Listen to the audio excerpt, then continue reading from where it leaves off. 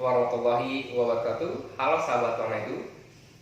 Selamat datang di Warna Edu Channel. Di video kali ini kita akan membahas materi kelas 12 SMA, yaitu yang berkaitan dengan gelombang elektromagnetik. Nah, untuk lebih jelasnya, sekarang kita simak videonya hingga usai. Dalam kehidupan sehari-hari, gelombang elektromagnetik itu sering kita alami dalam kehidupan sehari-hari. Contohnya adalah ruangan ini nampak adanya cahaya yang berasal dari bohlam atau lampu. Nah, cahaya yang keluar dari lampu itu merupakan salah satu yang termasuk ke dalam gelombang elektromagnetik. Cahaya matahari yang sampai ke bumi juga merupakan gelombang elektromagnetik. Remote control yang kita gunakan untuk menyalakan TV, AC, dan seterusnya merupakan salah satu contoh dari penerapan gelombang elektromagnetik. Nah, untuk itu, apakah pengertian daripada gelombang elektromagnetik itu sendiri? Sekarang kita lihat di sini pengertian dari gelombang elektromagnetik, atau saya singkat dengan GEM. Gelombang elektromagnetik adalah gelombang yang merambat tanpa memerlukan medium. Kita ulang lagi. Jadi gelombang elektromagnetik ini adalah gelombang yang merambat tanpa medium atau tanpa memerlukan medium. Kemudian yang membawa energi listrik dan energi magnet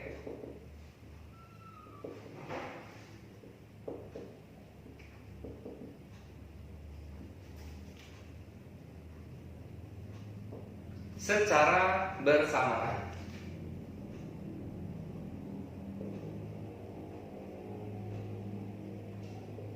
Nah, itu adalah pengertian daripada gelombang elektromagnetik.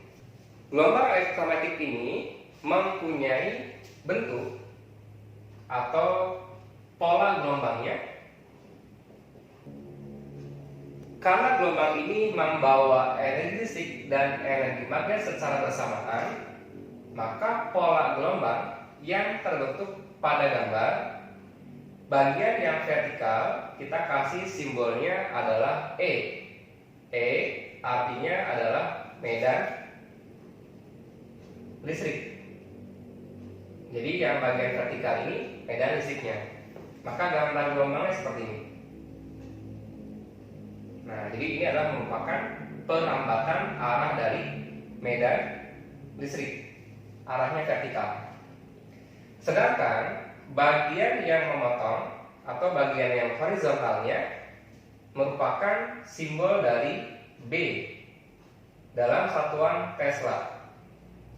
Jadi B ini adalah merupakan medan magnet. Medan magnet.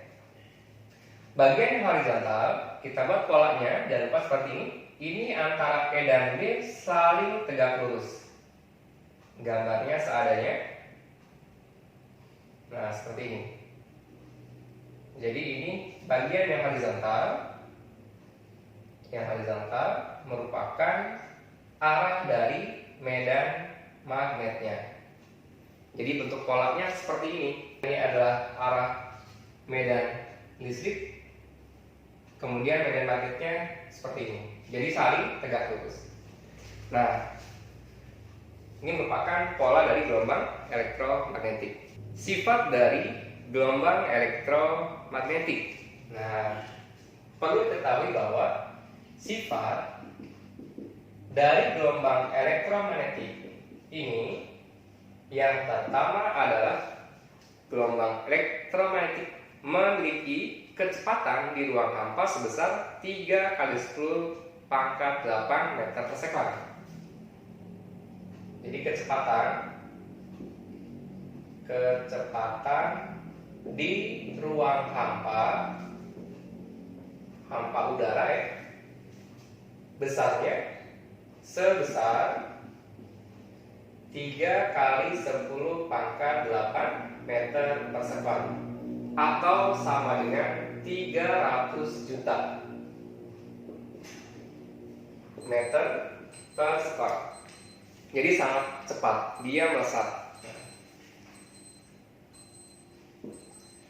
Kemudian yang kedua, sifatnya adalah tidak dipengaruhi oleh medan magnet dan juga medan listrik. Nah, kenapa gelombang ini tidak dipengaruhi oleh medan magnet dan juga medan listrik? Karena dia sudah memiliki atau membawa sifat dari energi listrik dan juga energi magnetnya secara bersamaan. Kemudian yang ketiga, termasuk ke dalam gelombang transversal.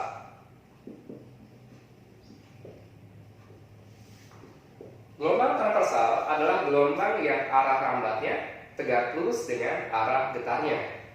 Makanya di sini ada arah rambatan dan arah getarnya secara tegak lurus, merupakan gelombang dari transversal. Nah, gitu ya. Kemudian yang keempat adalah energinya tergantung pada frekuensi. Tergantung pada frekuensi gelombang. Nah, atau F simbolnya, gitu ya. Jadi yang keempat itu energinya tergantung pada frekuensi. Dan sifat yang kelima, gelombang elektromagnetik ini dapat mengalami, yang pertama adalah pemantulan atau dapat dipantulkan, atau dalam kata lainnya adalah refleksi, artinya pemantulan. Kemudian yang kedua, gelombang elektromagnetik dapat dibelokkan. Nah, atau pembelokan. Dibelokkan artinya adalah sama dengan refraksi. Nah, jadi dibelokkan, dipantulkan, dibelokkan, atau namanya pembiasan.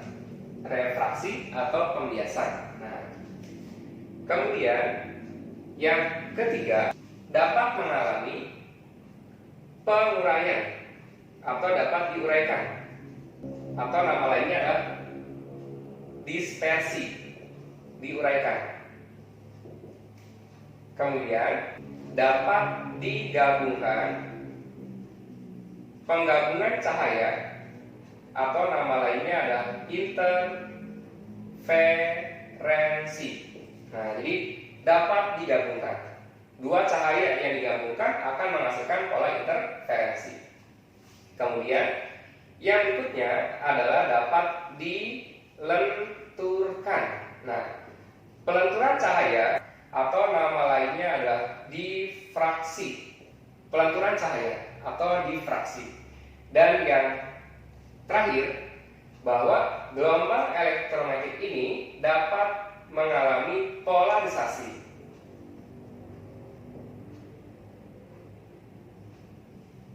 Atau pengkutuban. Nah, mengkutub, dikutubkan, gitu ya. Nah, ini merupakan ciri yang membedakan antara gelombang elektromagnetik atau gelombang cahaya dengan gelombang bunyi. Jadi kesimpulannya adalah pada gelombang elektromagnetik dapat mengalami semua proses, sedangkan untuk gelombang bunyi yang akan dibahas nanti, gelombang bunyi tidak mengalami sifat polarisasi. Oke, sampai sini. Jika ada pertanyaan, silakan tuliskan dalam kolom komentar. Yang berikutnya, yang akan kita bahas adalah spektrum gelombang elektromagnetik.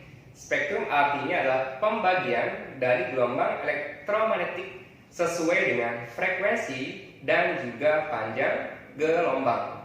Nah, untuk itu sekarang kita perhatikan di sini bahwa ada yang namanya spektrum. Spektrum gelombang elektromagnetik ini kita dapat menyingkatnya dengan sebutan Garucci motor, atau singkatannya seperti ini ya. Jadi Garucci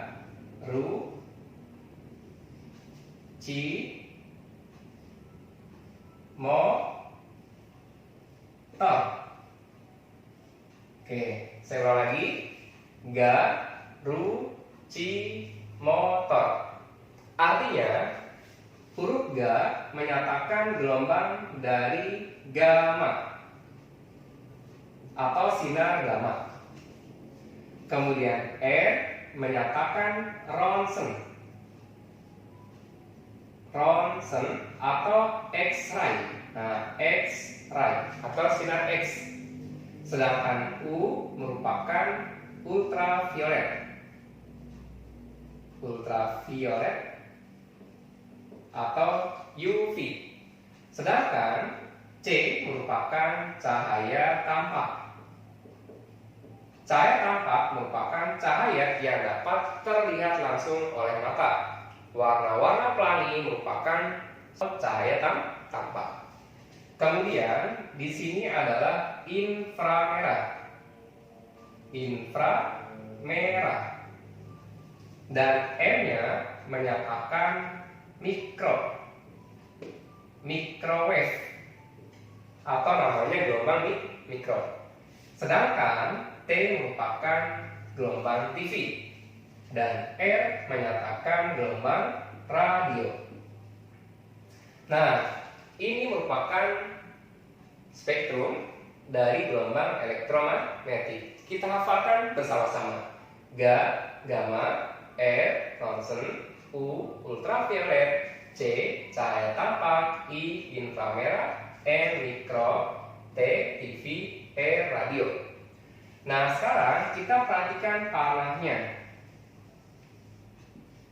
Panahnya dari kiri menuju ke kanan, dia memiliki arti bahwa semakin ke kanan, energinya semakin kecil atau semakin berkurang. Dan di sini ini adalah energinya terbesar. Energi terbesar ini merupakan energi terkecil. Sehingga dari kiri ke kanan energinya semakin berkurang. Lalu kita perhatikan dari frekuensinya. Bagian kiri frekuensinya terbesar dan bagian kanan memiliki frekuensi terkecil. Artinya frekuensi terkecil yaitu gelombang radio. Sedangkan frekuensi terbesar adalah sinar gamma. Dan yang ketiga adalah panjang gelombangnya.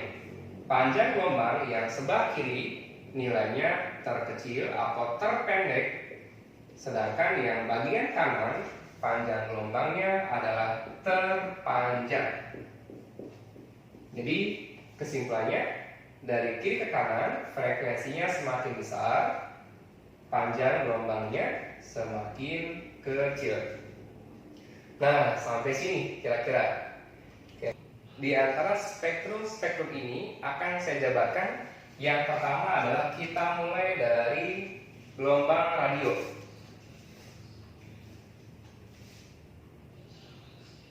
Gelombang radio memiliki frekuensi yang terkecil dan panjang gelombang yang terpanjang dengan energi yang paling kecil. Nah, rentang dari frekuensi gelombang radio ini dia memiliki frekuensi sebesar 10⁻⁷ dalam satuan Hz atau Hertz. Nah, manfaatnya dari gelombang radio ini adalah cukup banyak. Di antaranya misalkan sebagai telekomunikasi, karena ada radio ya, FM dan AM. Jadi untuk telekomunikasi bisa juga sebagai gelombang radionya AM dan FM. Nah, seperti itu. Kemudian yang berikutnya kita pindah ke sebelah kiri. Yang kedua ada namanya gelombang TV. Gelombang TV memiliki frekuensi yang lebih besar daripada gelombang radio. Jika gelombang radio frekuensinya sekitar antara 10 pangkat 7, maka gelombang TV frekuensinya sekitar 10 pangkat 8 Hz. Nah, manfaatnya cukup banyak jika gelombang radio ada AM dan FM jangkauannya lokal, sedangkan untuk TV jangkauannya cukup luas.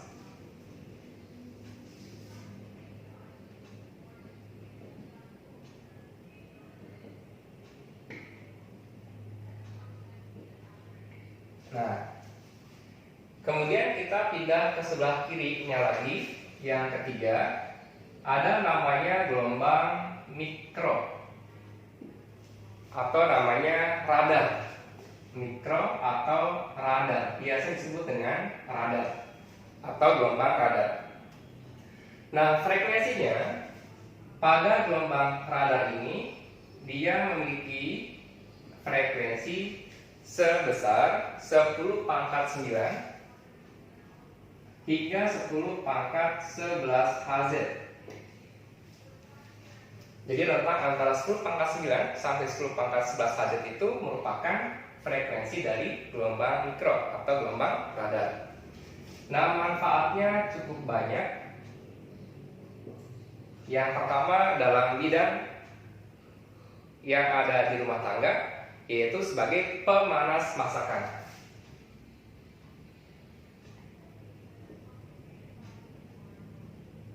Kemudian dalam bidang militer, radar digunakan untuk mendeteksi keberadaan musuh atau pesawat-pesawat asing. Ini bisa juga sebagai radar. Kemudian juga bisa untuk mendeteksi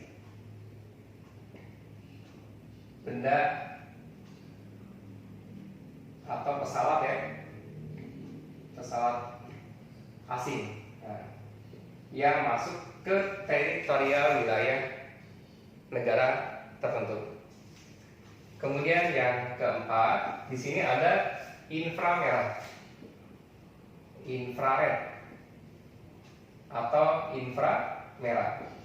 Inframerah memiliki frekuensi antara 10 pangkat 11 hingga 10 pangkat 14. 10 pangkat 14 Hz. Jadi inframerah ini manfaatnya juga cukup banyak. Di antaranya ada remote control. Remote control. Nah, jadi bisa pakai TV, juga bisa untuk menyalakan AC. Nah, seperti itu. Kemudian juga untuk pemetaan sumber daya alam. Nah, misalnya ya. Jadi untuk pemetaan sumber daya alam atau namanya penginderaan jauh. Nah, dia menggunakan manfaat dari infrared. Lalu kemudian kita geser ke sebelah kirinya lagi. Di sini ada namanya cahaya tampak. Cahaya tampak itu adalah warna-warna pelangi. Nah, gitu ya. Jadi warna pelangi. Warna pelangi itu terdiri dari merah, jingga, kuning, hijau, biru, dan nira sampai ungu. Nah, frekuensinya antara 10 pangkat 15. Jadi 10 pangkat 15 dalam satuan Hz. Nah, kira-kira buat apa manfaat dari cahaya tampak itu? Nah, manfaatnya itu digunakan untuk laser. Nah, laser ya. Laser itu, tahu laser ya? Dalam bidang medis untuk membuat muka glowing, nah, mengkilap seperti kaca. Kemudian yang kedua juga bisa untuk laser memotong logam, dan masih banyak sekali manfaat dari laser tersebut. Oke, sampai situ. Lalu kemudian kita geser ke sebelah kiri. Di sini ada namanya ultraviolet. Ultraviolet itu memiliki frekuensi sebesar 10 pangkat 15 hingga 10 pangkat 19. 10 pangkat 15 hingga 10 pangkat 17. Nah, Hz. Apa manfaat dari ultraviolet? Manfaatnya cukup banyak. Digunakan sebagai tumbuhan untuk melakukan fotosintesis. Jadi fotosintesis dapat dimanfaatkan oleh tumbuhan. Oke, sampai situ. Selain tumbuhan, juga bisa untuk memeriksa keaslian uang kertas. Jadi memeriksa keaslian uang kertas.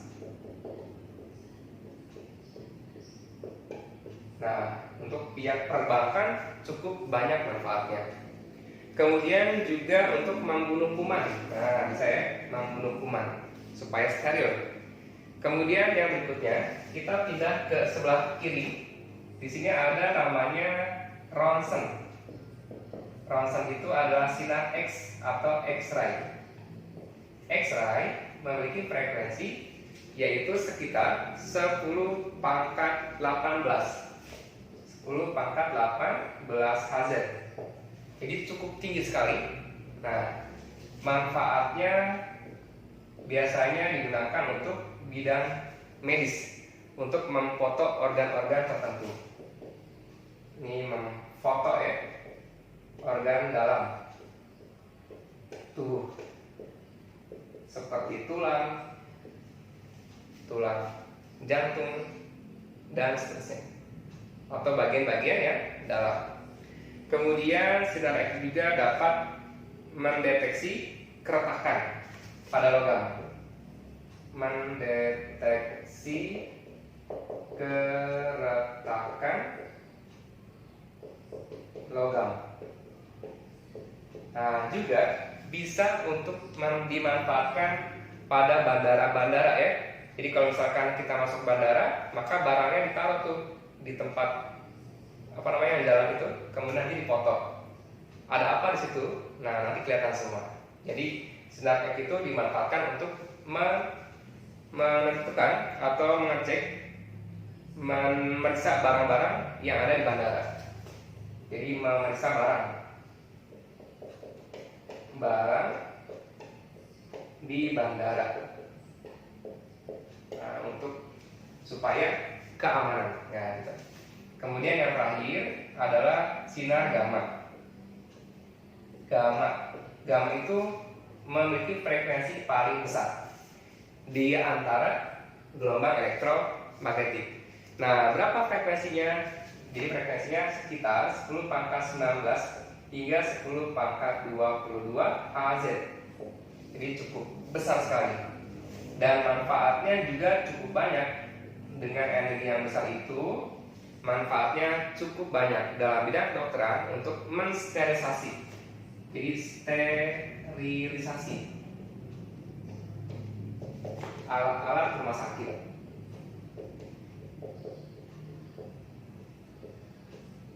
Supaya semua peralatan untuk bedah kunjungnya rumah sakit habis mensilat-silat itu, nah maka harus dalam keadaan steril supaya tidak menyebarkan virus dan bakteri. Oke. Kemudian yang berikutnya, manfaat dari sinar gamma ini adalah untuk menggunakan terapi kanker atau kemoterapi gitu ya, seperti itu. Jadi terapi kanker. Terapi kanker itu sel kanker yang ada pada tubuh maka akan ditembakkan dengan sinar gamma supaya dari akar sampai sel-selnya akan mati. Nah, gitu. Kemudian juga dalam bidang pertanian dapat digunakan untuk menciptakan kultur jaringan. Nah, seperti itu. Oke, sampai sini. Jika video ini sangat bermanfaat, jangan lupa like dan subscribe-nya dan juga share agar video ini selalu makin berkembang dan lebih baik.